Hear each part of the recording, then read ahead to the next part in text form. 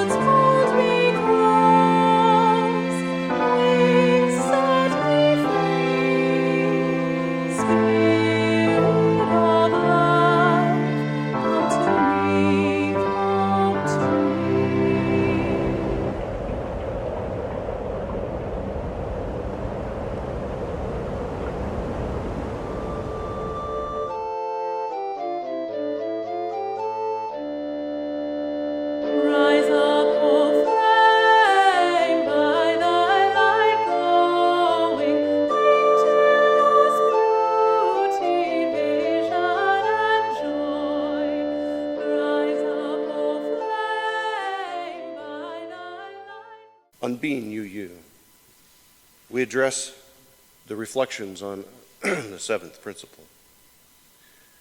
Our seventh principle, respect for the interdependent web of all existence, is a glorious statement. Yet we make a profound mistake when we limit it to merely an environmental idea. It is so much more. It is our response to the great dangers of both individualism and oppression. It is our solution to the seeming conflict between the individual and the group. Our seventh principle may be our Unitarian Universalist way of coming to fully embrace something greater than ourselves. The interdependent web, expressed as the spirit of life, the ground of all being, the oneness of all existence, the community-forming power, the process of life, the creative force, even God, can help us develop that social understanding of ourselves that we and our culture so desperately need. It is a source of meaning to which we can dedicate our lives. The words of Reverend Forrest Gilmore, the Executive Director of Shalom Community Center, Bloomington, Indiana.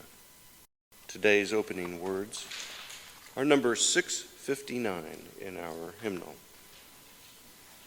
For you, the sum of all known reverence, I add up in you, whoever you are.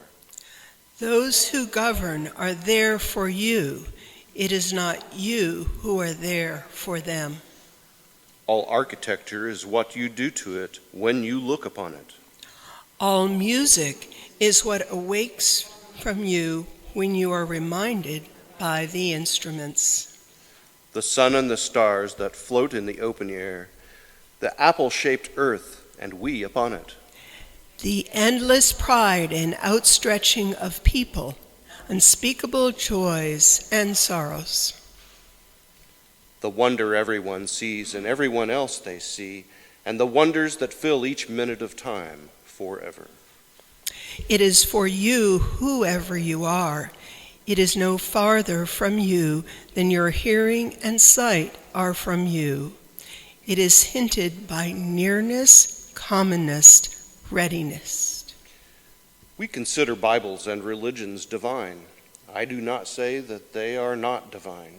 I say that they have grown out of you and may grow out of you still. It is not they who give the life, it is you who give the life. Will you seek afar off? You surely come back at last, in things best known to you, finding the best, or as good as the best. Happiness, knowledge, not in another place, but this place, not for another hour, but this hour. Walt Whitman. Opening hymn number 22.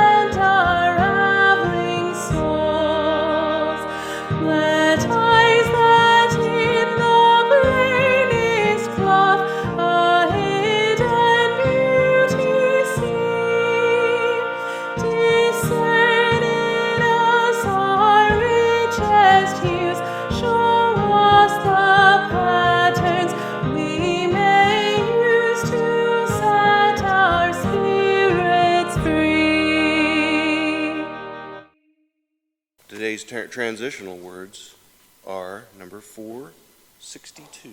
I shall take my voice wherever there are those who want to hear the melody of freedom, or the words that might inspire hope and courage in the face of despair and fear. My weapons are peaceful, for it is only by peace that peace can be attained. The song of freedom must prevail. Paul Robeson. Today's speaker is our own Sara Laughlin, who would like to speak to us about how arts affect us and our congregation.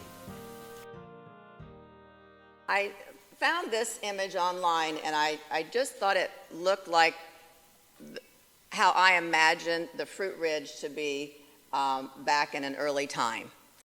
And with apples and on trees and people picking up the apples that had fallen, or on ladders going up into the trees. And if you look to the left of the image, about halfway down the page on the left, you might see some little rooftops, like I imagine it might be to be on the top of the ridge and look down on buildings that were below. When my daughter was in her teens, one of the things that I remember her saying so vividly was that she commented that she thought it would be really cool to be in Terre, Haute, or to be in a place where you grew up and be able to watch the changes, and to be able to know a place so well that you could tell stories about it. And I thought, well, that's really cool, because usually young people are just, as I was, just busting to leave and go live at other places, and I'm glad I did, but I am glad that I came back here. And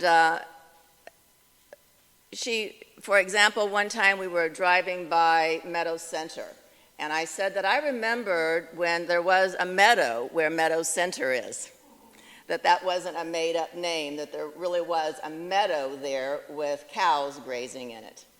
And there was a pond where the houses are to the east of Meadow Center, the housing development there, not on the boulevard, but more on Poplar. And I remember my father saying, they can't build houses there. They've drained the pond. They're building houses. Those houses will sink. They'll crack. That's not a good idea. And Ashley used to enjoy those stories about how it used to be. What was interesting was on one of her last visits home from San Diego, where she was living, she passed away 5 years ago at 33. And she said to me, "Mom, I'm really feeling old because I'm looking around and seeing places that I remember how they used to be back when," and she didn't expect that that would be happening so soon. I think it's good to sort of share these stories sometimes and think about that there are different forms of the arts, and that we think about, when I was executive director of Arts Ileana, we focused very much on the visual arts, the musical arts, the literary arts, there was 5 I'm missing. Did I say theater arts? Oh no, here we go. Get a little rusty. Who am I leaving out? Dance is one. But there are all those other arts. There are the culinary arts, and there are just all industrial arts. There are all kinds of arts that we have that are incorporated into our lives, and that I think all of us at some point or the other, we're being artistic in things that we do. And there was a lot of that going on this past weekend, getting ready for our visitors and our guests. I have felt very strongly about sharing this idea of the Fruit Ridge with people. We go around communities, or we go into neighborhoods, and you see little streets that are named Spring Run, and you know there was never a spring there. And all the cute names and clever names that people give places, but sometimes there are legitimate names that have been attached to something that are very purposeful. And this business of the Fruit Ridge is one. I tucked programs from yesterday's event in the service programs today, because I think if you didn't get a chance to read through that little history, or if you haven't heard me talk about it 100 times before, I think it's just interesting to think that there really was a Fruit Ridge here, that there was a man named Alfred Pegg back in the 1850s who came here with an idea, and ideas are where, this is what creativity is, getting an idea for something new. He wanted to have a farm, and he thought the ridge would be just high enough off above the frost line that his trees, his fruit trees, whether they were apples or pears or peaches he grew, that they were high enough above the frost line that they would be successful. And it seemed that it was for very, very many years. He called his farm Vinegar Hill, because vinegar was one of the things that was very important at the time. It was at least considered. That myth seems to have been busted, but it doesn't necessarily have great medicinal purposes. But at the time, it was considered to be an important home remedy, and so it was a popular thing. There is on that property let's see, east, west, east. No, that's north. Okay. Anyway, there is nearby here. I talked to George Pfister, who's also a Fruit Ridge advocate, historian, and we aren't sure if the last remaining building of the old farm is actually the house that I'll speak a bit later, or not the house, but the old barn, a small barn built into the side of the hill. That was believed to be the cider house. We aren't really sure if that's really true, but it's believed that house was used that building was used as the cider house. But he had an idea, and he called it Vinegar Hill because of the importance of vinegar. And he called it Vinegar Hill, but people that would know him or pass by would refer it to Pegg's Fruit Ridge. And eventually it just became Fruit Ridge Avenue. So the first slide I have here is about the north end of the neighborhood. The next slide here is one that I chose like bookends for my little talk today about some creativity in the neighborhood. And to the north of us is Deming Park, facing on Fruit Ridge, but facing down our neighborhood. And I'll conclude with Holman here. I found this image online, just Googling things one day, and thought, oh, that's different. I remember that. That's not how it is now. Do any of you remember these concrete letters in front of, okay, please somebody say you do. But in the early days, there was, when Deming Park was created in 1919, as a retreat for a consideration, obviously the philanthropist Deming was involved with this. There was a feeling that in Terre Haute, that houses were very closely together, and there was a lot of smoke-fired, warmed homes, and a lot of soot in the air, and it wasn't this big city of Terre Haute, which at one time was very different, very stronger, thriving with industry, also polluting the air and things. That it would be nice to have a public place where people could go to get out of the unhealthiness of the city and enjoy nature and the other things that they would eventually add. In the beginning, there was a long, skinny mound that I remember that had big white concrete letters embedded in the ground. And then there was a companion to it diagonally across the corner at Fruit Ridge and, remember that, Pam? At Fruit Ridge and Poplar. At some point, those disappeared, but that was a part of that little early history there. The park was designed by a landscape architect. Landscape architecture, these are art forms, and it was opened in 1919. And after they got the park open, they had all kinds of ideas about things that would be interesting to add to it. There should be, the fish ponds, and there should be, of course, the shelters for people. There should be a train to ride through to entertain children. There should be a playground. There should be all of these different things. And one of the things that many remember is that there once was a zoo there was a zoo in Deming Park. And I had a slide to show, but I pulled it out because it's just too sad. I did find an image of one image that I just thought what zoos were then are not what we, at least, even if you're many people are not supportive of zoos because of a variety of reasons or mixed emotions about it. But it was a very distressing kind of limited, movement for animals and whatever. But it started with someone with an idea back in early days, like, hey, we've got a park, and I've got a couple of bears, let's put some bears in the park. And from those bears, there were all kinds of animals that were there over the time.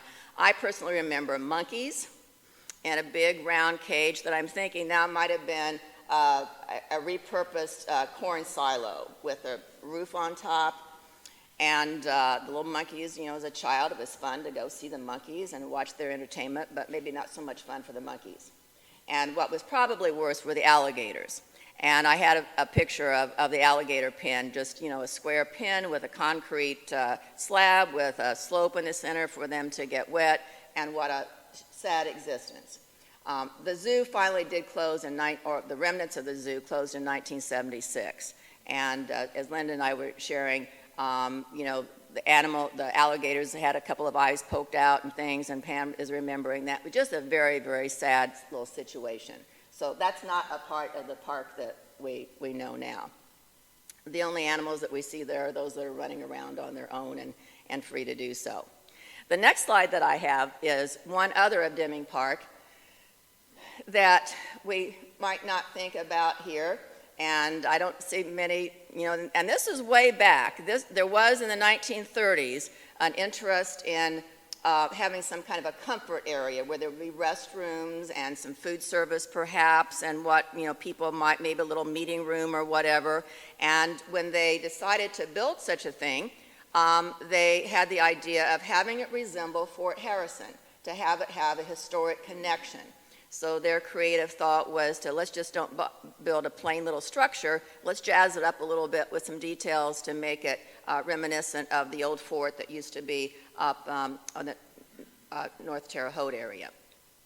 So that was something that I was sort of pleased to see, because my memory was a little faint about that, but it was cute that they did something special for that. I don't know how long it existed, but I do remember it.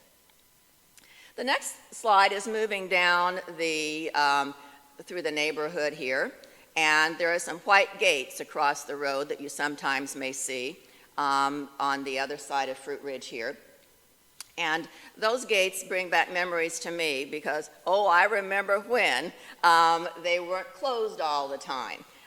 There was a lady, it has long been referred to as the Haslam farm, though it hasn't been in the Haslam family for some years.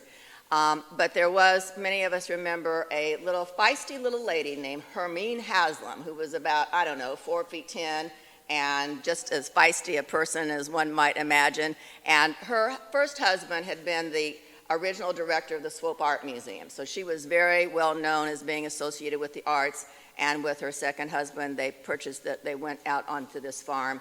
And there is a house way back up that long lane. But what I know of her is not as a person in the arts, but I know of her as a lady who created the most amazing daffodil spread that I have ever seen.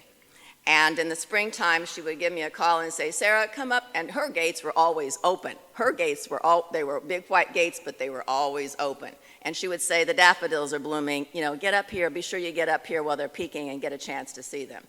And I would take my daughter, especially when she was young, and her little friends so they could share this awesome spread of daffodils.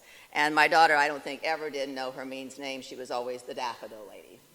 And her friends would refer to, "Oh, that's where the daffodil lady lives." So it's sort of fun to think about little mysteries that there are in the neighborhood that we don't know about. Oh, I'm sorry. This is, those gates are on Fruit Ridge, next to Shagley's house there. Well, I get fuzzy when I'm standing in here, but yeah. And it's a private residence back there. There's a long drive. You really can't see the house very well. You might see some lights at nighttime. But there's a long residential drive, and you'll see it now. I'm surprised you haven't noticed it before.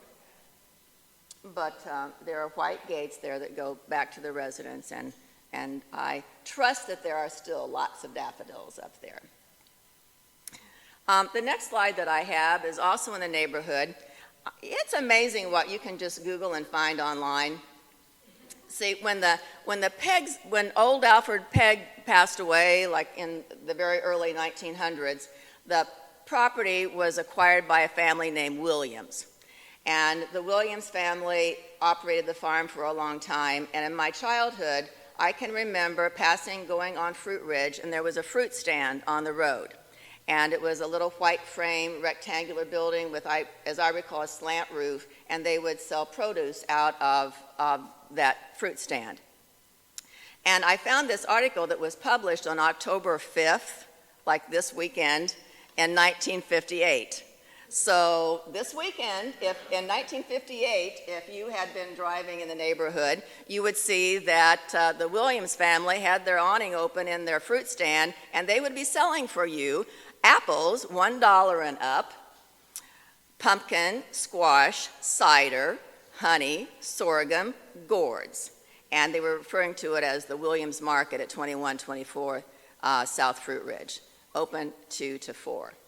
So I think that's fun to think about that. If you were driving on the street today, there is a little white sort of Cape Cod house that's being renovated. And that was the last house owned by any member of the Williams family. And the last one died about 10 years ago, and I guess they probably finally gotten the estate settled because the person had no heirs. And there is in the front to the right of that house as you're looking at it, a concrete pad that still is there where the fruit stand stood. And it's sort of growing over, with grass, but you can still see the concrete floor there of that little house. The next slide that I have to share is this one that has, this is where the theme of the Briar Patch in our luncheon area here for the Arts Festival comes. Are there any of you that remember visiting the Briar Patch ever, the restaurant there? It was just communities have little special places that sort of come and go sometimes, and this is what we believe to have been the cider house from the old farm. And Toady Lloyd was a lady her family owned that and raised their sons there. And Toady ran I think Linda, you said your sons had gone to her preschool. at the time. Was her preschool in this building or in her another building? In her house, that's what I was thinking. Her house is gone now. The Hannum family owns the property now, and they built a great big house behind, but they kept the little, what I like to call the cider house or the Briar Patch building. Toady was a really interesting person, and the next slide I have is of her. She was a very creative lady. You know, she had these children and she was interested in education, so she ran a preschool for a time, and when her own sons grew and were out of the house and maybe she was looking for something more creative, she had gotten involved with herbs and growing herbs and selling herbs, and thought, I'll serve some tea along with the tea made from my herbs. And then people wanted more and more until it got to be a full-blown restaurant that was very, very popular. And a great site for birthdays and even weddings and all kinds of occasions, and a great place to take your visitors. And then out on the ground, she had her herb gardens and gift shops of things that were available. So Toady Lloyd was a very creative person in this area. She closed the business in 1990, and I asked her one time, Toady, where did you get the name Toady? And she said her very creative father once saw her riding on the back of a big horse as a very little girl and said that she looked like a toad on a log. The rest of her life, through her whole life, she was known as Toady, which I thought was sort of fun. So the Briar Patch closed in 1990, and there were I was getting divorced at the time, and another acquaintance was interested. There were people interested in taking over the business, and she said to us all, I've thought about it, and I love you all too much to have you get into the restaurant business. And that was probably a very, wise thing, very considerate thing that she did for us. And so the business closed. The next slide that I have is at the end of our block here. You might recognize, if you've driven by Holman and Fruit Ridge, there are some stone steps that go up the hill. And maybe if you haven't, perhaps you will now. There used to be, at the end of that stone walkway, a very, very large house. And I think I have the next slide here. There was a landscape architect that designed those steps going up to a very, very large house that is no longer there. It burned at some time, maybe the 1950s, I'll say. I'm not sure exactly when. But an interesting thing, that big house was owned by a man named Ben Bloomberg.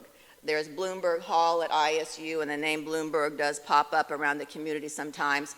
And Ben was a very had very humble beginnings, a Jewish man that started out with a pawn shop, and his business grew until he owned a savings and loan company and became very important on different boards and activities in the community, the Boy Scouts, and a lot of different things. When that house burned, he chose as the architect Indiana's first licensed female architect, Juliet Peddle. And the house that stands on the corner, you can sort of see it from the street. It's a one-story, like ranch-style house that has some very unique features on the inside, but creative use of that corner. Now I have the last slide here about the neighborhood is this one. Many people, Ben Bloomberg, blah, blah, blah, but a lot of the things that some people knew about the Bloomberg property was this, because of the legend of the face in the wall. There are different legends in Terre, Haute about Stiffy Green and different haunted spots and whatever, but this has grown over so much now you can hardly see it with the ground cover. But there used to be, in one of the center there, the little center niche, there was a face, a stone face in the wall.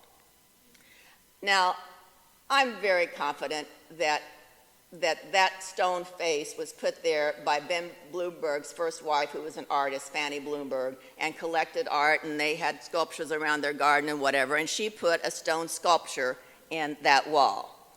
But people like to be creative. This is before Facebook, fiascos. Let's start a story about that face in the wall. And there were different variations that someone on that hill there had had a car crash and they had been flung into the wall, and the impression in the wall was there. And even Spencer's nodding. So this is going on. This story is going on, has a long life. Or that the Bloomberg's family had a son that was killed in an accident, and so they did a sculpture of his face as a memorial there. But for whatever reason, it was something that especially teenagers would like to drive slowly up over that hill where you're sort of isolated and look at that wall and start to imagine that it's moving, and all the kinds of little scary stories there are about the face in the wall. So that little face in the wall is at the end of our little neighborhood. The last slide I have is one that you'll recognize. It's this one. And I like to think, just in reflecting about my experiences with things that I have grown and observed, and many of us, no matter what community you're from, if you go back there, you're going to see things that are different than they were in your youth. When I was thinking about the Arts Festival and all the creative things that we had going on here, I was thinking about the people that visited us. And I was thinking of wondering if, like my daughter had had this thought, anticipated this happening, or as I obviously have all these memories. I wonder if one day in the future there will be a mother drive by here with her daughter and say, I remember when I was in high school, I played the cello at an arts festival at that church. Or I wonder if there might be a young man that will drive by with his child and slowly pause and say, there used to be a small church where that really big church is now. Creative thinking. I attended my first ever arts festival there, and I've loved arts festivals ever since. So I hope that we've planted some seeds as being a participant in this neighborhood that will carry on, and maybe there will be stories and memories about us as there are about other sites in the neighborhood. Thank you.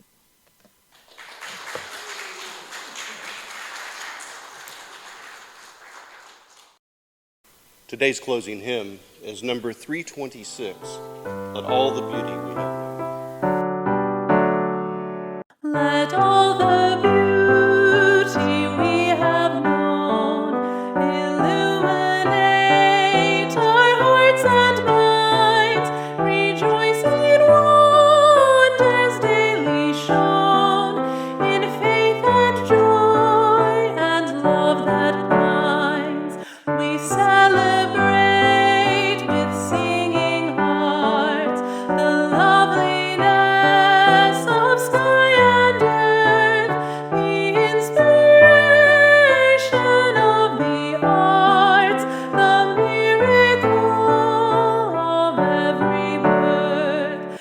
Life's music and its poetry surround and bless us through our days. For these we sing in harmony, together giving thanks and praise. Today's closing words are number 444, this house. This house is for the ingathering of nature and human nature. It is a house of friendships, a haven in trouble, an open room for the encouragement of our struggle. It is a house of freedom, guarding the dignity and worth of every person. It offers a platform for the free voice, for declaring, both in times of security and danger, the full and undivided conflict of opinion. It is a house of truth-seeking, where scientists can encourage devotion to their quest, where mystics can abide in a community of searchers. It is a house of art, adorning its celebrations with melodies and handiworks. It is a house of prophecy, outrunning times past and times present, in visions of growth and progress. This house is a cradle for our dreams, the workshop of our common endeavor. Kenneth L. Payton. May the blessings of love rest upon you. May peace abide with you. May God's presence illuminate your heart now and forevermore. Go in peace. Know that you are loved and that your life is sacred.